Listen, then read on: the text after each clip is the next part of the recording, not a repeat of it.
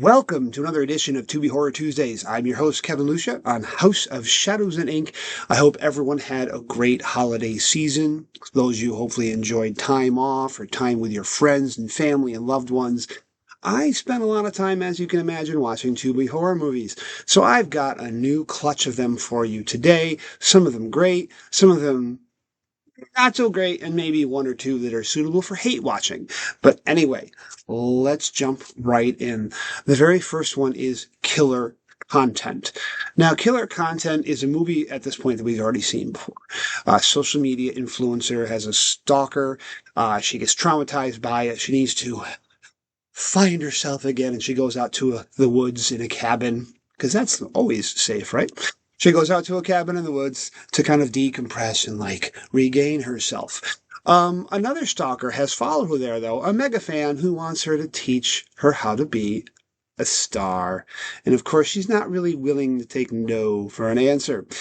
It's kind of a standard hostage, psycho fan, scenario, but there's a nice little twist at the ending. So, and I think it does say something relevant about, what it takes to be notorious and whether or not it's worth the price. Anyway, Killer Content. The next one is Don't Turn Out the Lights. Now, apparently, I started this movie twice before and just never finished it.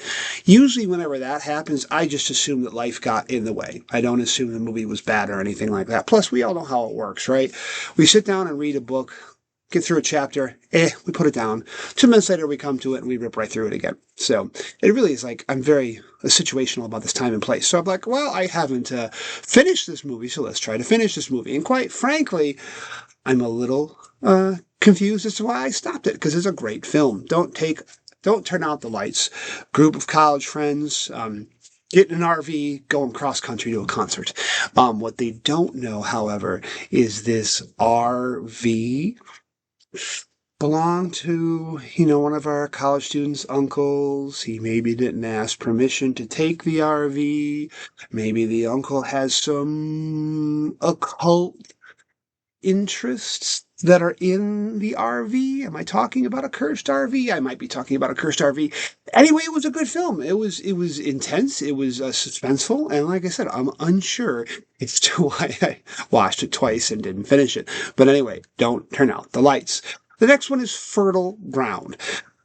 Fertile Ground, I'm still a little conflicted on. There were parts of it that were good, and there were parts of it that kind of were laugh out loud, embarrassingly bad. Couple moves to an old house. She has, of course, lost her baby her first time around, and now they're trying again. But there's a curse about the guy who owns the house, and he's a family member of, an ancestor, and he killed his wife, and now the husband's going to get possessed and do the same thing to his wife. All pretty standard fare. I do have to say there was a scene where they were having the husband dress up as the ghost that's chasing her. I mean, his wig looked like someone had taped it on. It was really bad. It was like a wig that you would buy at the dollar store. It looked awful. But anyway, Fertile Ground, not a bad flick, but not one of the best ones I watched in the last couple weeks. The next one, Freelance. Now, this is a really nice, eerie film. A freelance video editor who usually gets stuck editing porn is sent these really weird tapes to edit. And they start getting more and more bizarre and disturbing to what it looks like people are committing crimes, killing people, hurting people, and then sending these videos to her to edit and paying her a lot of money to do so. It was really a nice film. It really had me going for a while as to wondering whether or not this was supernatural or not, or if there was a mix of supernatural, or if this was just some insidious plot. Because when she finds out, she's not the only person who has been sent this footage, or been sent footage like this to edit. Because the next step for her is to then produce her own content. So, considering the content that's already been produced, we know what she's got to go out and do. It turns out that the plot line is nice and it's just complicated enough, but not too complicated. But I really enjoyed it. Freelance. The next one is Real Nightmare. This was an interesting film in that it was a film about a bunch of students who are going to film uh, a student film, like in an old house, and the whole thing looks like it was a student film made by students who filmed in an old house.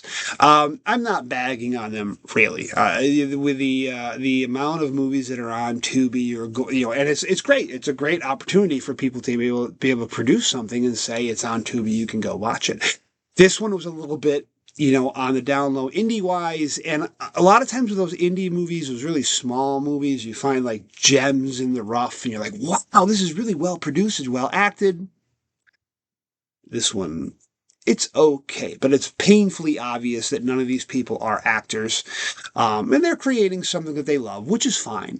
But if you're interested in seeing a low budget, that's at least it's put together well. It's just, you get, like I said, it's a movie about kids making a student film, but it looks like students making a student film about students making a student film. So anyway, Freelance. My last one, the one that I hate watched, The Mean One. That's right. Why not? We've got Popeye the Slayer, man. Why not? The Mean One, a horror movie about the Grinch. In Noville, not Whoville, in Noville, Cindy Lou Who wakes up and sees this man, a green man in a red Santa suit, viciously attacking and killing her mother and removing all, and going on a killing spree, what they refer to as the Christmas Massacre. Well, Cindy Lou Who moves away with her father, but she's got to come back to Noville to face her demons and accept her past. Except the Mean One is still there. And when she returns, he slaughters her father. No, it's on. So at this point, I'm just watching to see how bad it could get. And when Cindy Lou Who is like in the middle of ninja training, so she can go fight the Mean One, I may have lost a little bit of attention at that point. But, it's the funny thing about these movies is they're not, like, for example, The Mean One clearly has a higher budget than Real Nightmare. But I guess, hey, we're going to make a horror movie about the Grinch and it might sell a couple bucks. Is a little more motivation. I don't know. But it's something. The Mean One. And there you have it, folks. There's my picks for this week. So as always, go out, watch Tubi, have fun.